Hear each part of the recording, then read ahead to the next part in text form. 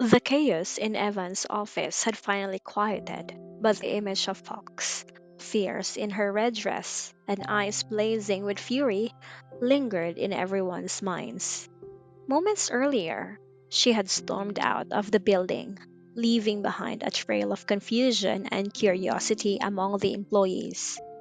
For them, the question remained the same: how much debt did their boss, the composed and capable Mr. York, owe this fiery woman?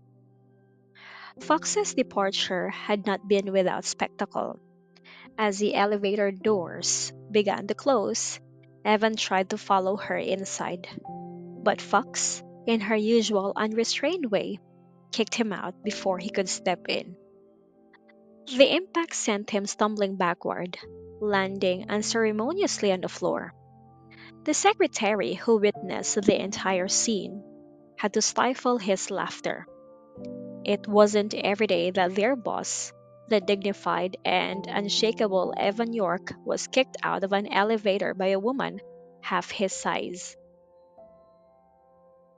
When the elevator doors shut and Fox was gone, Evan stood slowly, rubbing his stomach and muttering under his breath.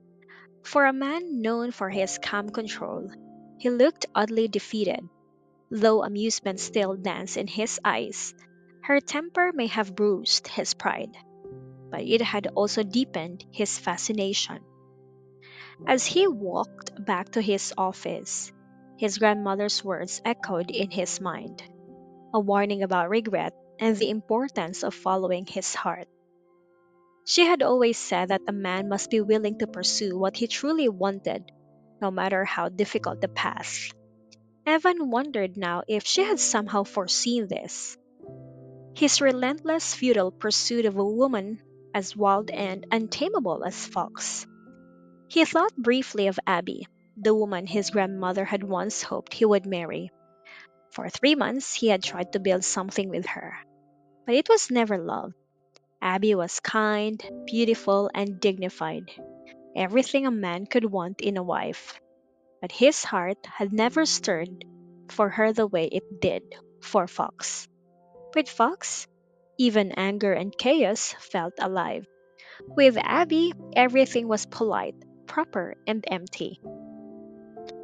When he finally reached his secretary, Evan noticed the man's attempt to appear composed. The secretary, terrified of overstepping, immediately claimed that he had seen nothing. Evan only sighed and told him it was fine to laugh. After all, even he had to admit the scene had been ridiculous.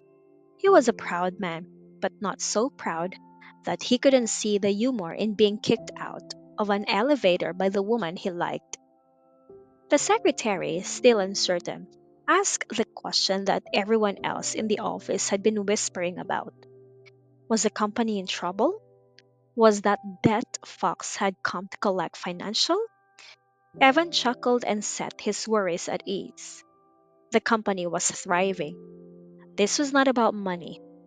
Whatever he owed Fox was personal, a tangle of pride, affection, and unresolved tension that had nothing to do with business. Once reassured, the secretary's curiosity took a more daring turn. If it wasn't money, then was it a love debt? Evan didn't bother to deny it. He confessed that he had fallen for Fox, though their beginning had been far from ideal. In 3 or 4 months of knowing her, he hadn't even learned her real name, address, or phone number. Despite his wealth and influence, Fox remained a mystery, a woman he couldn't charm, couldn't trace, and couldn't forget. The secretary, puzzled, wondered how such a woman could resist the allure of a York. Evan himself had asked the same question countless times. Was she already in love with someone else? Was that why she met his affection with indifference? She wasn't married, at least now that he knew, but she guarded her life like a fortress. He had tried to find out more, even sending people to follow her. But every attempt ended in disaster. His men returned beaten and empty handed. She could vanish without a trace, move without being tracked, and fight like someone professionally trained. Sometimes, Evan even suspected she might be a detective. Her awareness, her precision, her ability to disappear, it all felt calculated. Yet, despite her strength and secrecy, he couldn't stop wanting to know her. To him, Fox was a puzzle, a challenge, and a spark of life he didn't know he was missing. He had invited her to dinner that day as a peace offering, but she refused and stormed off instead. Still, as he stood in the quiet of his office, he couldn't bring himself to feel defeated. For a man like Evan York, persistence was part of love. When the secretary called after him, encouraging him not to give up, he smiled faintly. He promised that if one day he succeeded, if Fox ever became Mrs. York, he'd double the man's bonus. The secretary laughed, already dreaming of his reward, while Evan walked away, lost in thought. He didn't know when he'd see her again, but one thing was certain: the chase was far from over, and for the first time in his life, he didn't mind being the one doing the chasing.